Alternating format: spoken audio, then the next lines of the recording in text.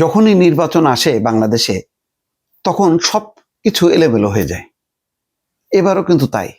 খেয়াল করেন, গণ অধিকার পরিষদ একটা নতুন রাজনৈতিক দল, মানে একেবারে নতুন না হলেও তার যাত্রা তো বেশি দিন না। নুরুল হক নূরের নেতৃত্বে এটি চলছিল অনেক চড়াই উতরাই পেরিয়ে। তার সেক্রেটারি রাশেদ, তিনিও কিন্তু বেশ পরিচিত। রাশেদ খান মানে শুধু নির্বাচনের জন্য একটা দলের সেক্রেটারি তিনি চলে গেলেন বিএনপিতে ধানের শীষের লড়াই করতে। ধানের শীষের হয়ে তিনি নির্বাচন করবেন। তাহলে দলগুলো যে স্বাবলম্বী হবে তার কোথায়, নমুনা কোথায়, তার চেষ্টা কোথায়? কেউ তো চেষ্টা করছে না। দর্শক, এর ফলে আসলে রাজনীতিতে কি কোনো ভালো কোনো বার্তা দিচ্ছে কিনা একটু বিশ্লেষণ করি।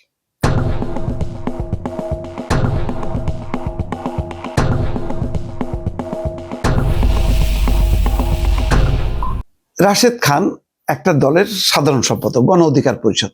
এই দলটার কিন্তু বেশ একটা জনপ্রিয়তা ছিল নুরুল হক নূরের নেতৃত্বে। এটা একসময় আরো বেশি ছিল, কিন্তু আস্তে আস্তে যেটা হয়, প্রচলিত রাজনীতির ভিড়ে, নানা বিতর্কের ভিড়ে এটা আস্তে আস্তে সংকুচিত হয়ে গেছে। এর মধ্যে ওই জাতীয় পার্টির সাথে তাদের বিরোধ, পাল্টাপাল্টি, নুরুল হক নূরের মারাত্মকভাবে আহত হওয়া ঘটনা, এইসব মিলায় দলটা বেশ বিতর্কের মধ্যে পড়ে, সমালোচিত হয়, আলোচিত হয়। দুটোই আছে, আলোচনা সমালোচনা দুটোই আছে।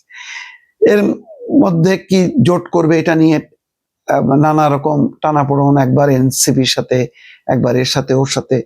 শেষ পর্যন্ত বিএনপি 2টি আসন দিল গণ অধিকার পরিষদকে। খেয়াল করেন, নুরুল হক নূর এবং রাশেদ খান, একটা হচ্ছে পটুয়াখালীতে আর একটা হচ্ছে ঝিনাইদহে।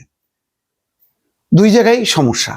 ওখানে মামুন হাসান, বিএনপির অত্যন্ত জনপ্রিয় ছাত্র দলের ঢাকা বিশ্ববিদ্যালয় শাখার সভাপতি, তিনিও খুবই সম্ভাবনাময়, তিনিও ছাড়ছিল না। ওখানে একটা উত্তেজনা ছিল। এই উত্তেজনার কারণে নুরুল হক নূর বেশ ক্ষুব্ধ ছিলেন। ফলে তিনি এককভাবে নির্বাচন করবেন, 300 আসনে প্রার্থী দেবেন, এমন একটি আওয়াজ।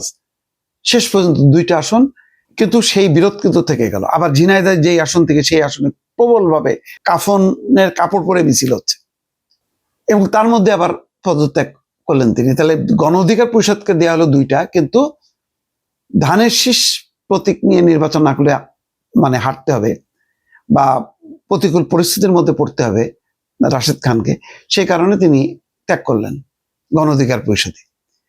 তাহলে গণ অধিকার পরিষদের মতন একটা দল এই পর্যায়ে এসেও সে স্বাধীন স্বতন্ত্রভাবে যে দাঁড়াবে তার কিন্তু নমুনা পাওয়া গেল না।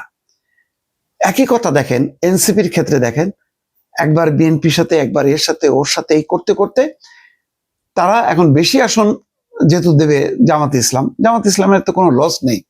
সেখানে 30টা আসন দিলেও ওই জামাতের উপর ভর করেই কিন্তু এনসিপিকে চলতে হবে, এবং জামাতের রাজনীতি কিন্তু সেখানে নষ্ট হবে না। বিএনপির সাথে আসলে সেখানে একটা বার্গেন করে তারা একটা অবস্থান করতে পারতো, কিন্তু বিএনপি তো হলো 4টা-5টার বেশি আসন তার পক্ষে দেওয়া সম্ভব না, এবং এটা দেবেও না। কারণ তাহলে এত বড় দলের তাদের মধ্যে ক্ষোভ বিক্ষোভ, সেখানে 3বার নির্বাচন করতে পারেনি, সেখানে প্রার্থীর জটেই বিএনপি আক্রান্ত, সেখানে কোথায়? তো ফলে এখন তারা ওইদিকে যাচ্ছে।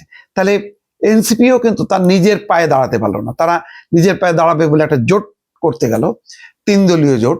এখন সেই জোটেও এখন ভাঙন দেখা দেবে। যদি জামাতের দিকে যায় তাহলে নিশ্চিতভাবে অন্তত একটা দল, রাষ্ট্র সংস্কার আন্দোলন, হাসনাত কায়েম, তিনি কিন্তু এই জোটে থাকবেন না।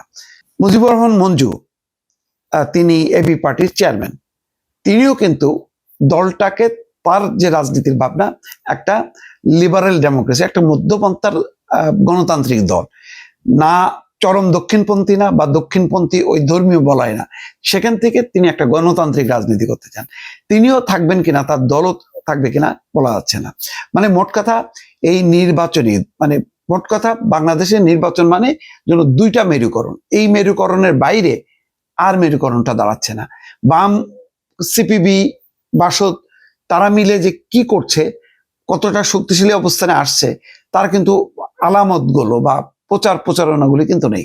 যা প্রচার দেখেন, সারাটা দিন হচ্ছে টেলিভিশনগুলো দৌড়াচ্ছে তারেক রহমানের পিছনে বা বিএনপির পিছনে, আর কিছুটা জামাত, তার বাইরে কিন্তু আর কিচ্ছু নেই। এই প্রচার এবং এই মানে কি বলে জনস্রোত বা কি বলবো যে দ্বিমুখী একটি পরিস্থিতির মধ্যে কিন্তু আসলে চিড়ে চ্যাপ্টা হয়ে যাচ্ছে। অন্য রাজনৈতিক দলগুলো কিন্তু হারায় যাচ্ছে, অস্তিত্ব হারায় যাচ্ছে। অস্তিত্ব হারানোর পথে 1 বছর হইতে না হইতে এনসিপি এখন নাই হওয়ার মতন জায়গায় চলে আসতেছে। তাদের কিছু মুখ পপুলার, কিন্তু এনসিপি দল হিসেবে কিন্তু আর দাঁড়াতে পারছে না। গণ অধিকার পরিষদের অবস্থা দেখেন, নুরুল হক নূর, এখন নুরুল হক নূরের প্রতীক কি, সেই প্রতীক নিয়ে কি করবে? যদি মামুন হাসান দাঁড়ায় যায় এবং বিএনপি নেতা কর্মীরা যদি তার পক্ষে থাকে, তো সেখানে নুরুল হক নূর মানে কতখানি দাঁড়াতে পারবে বুঝতে পারছি না। বিপ্লবী ওয়ার্কার্স পার্টি সাইফুল হক কি করবেন আমি জানি না, তার প্রতীক দিয়ে ঢাকার মতন আসনে কতখানি দাঁড়াইতে পারবেন, তাকেও কি সেই ধানের শীষের প্রতীক নিয়ে বিএনপিতে জয়েন করতে হয় কিনা আমার যথেষ্ট সন্দেহ আছে। যাক, সব মিলায় যেটা দাঁড়ালো যে নির্বাচন কমিশন যে কারণে প্রতীকগুলি দিল যে প্রতীকে নির্বাচন করতে হবে যাতে দলগুলো তার নিজের অস্তিত্ব রাখতে পারে, আসলে শেষ পর্যন্ত রাখতে পারলো না। নির্বাচন কমিশনের চেষ্টা এটা সফল হলো না। তাহলে এই চেষ্টাটা কিন্তু সংস্কারের একটা বড় একটা টুলস ছিল। তাহলে রাজনৈতিক দলগুলো যে সংস্কার করতে করতে মাথা কুটলো, তো নিজেরাই তো সেই সংস্কারগুলো মানলো না। নিজেরা যে স্বাবলম্বী হয়ে নির্বাচন করবে, পরাজয়টা বরণ করবে, সেই বরণ করার মতন মানসিক অবস্থাটা নিল না। অথচ তারা এই সংস্কার করে 8টা মাস অতিক্রম করলো। এটা এক ধরনের স্ববিরোধিতা। আমি জানি না এই স্ববিরোধিতা নিয়ে বাংলাদেশের আগামী রাজনীতি কোনো ভালো কোনো ফল দেবে কিনা, আমার যথেষ্ট সন্দেহ আছে দর্শক।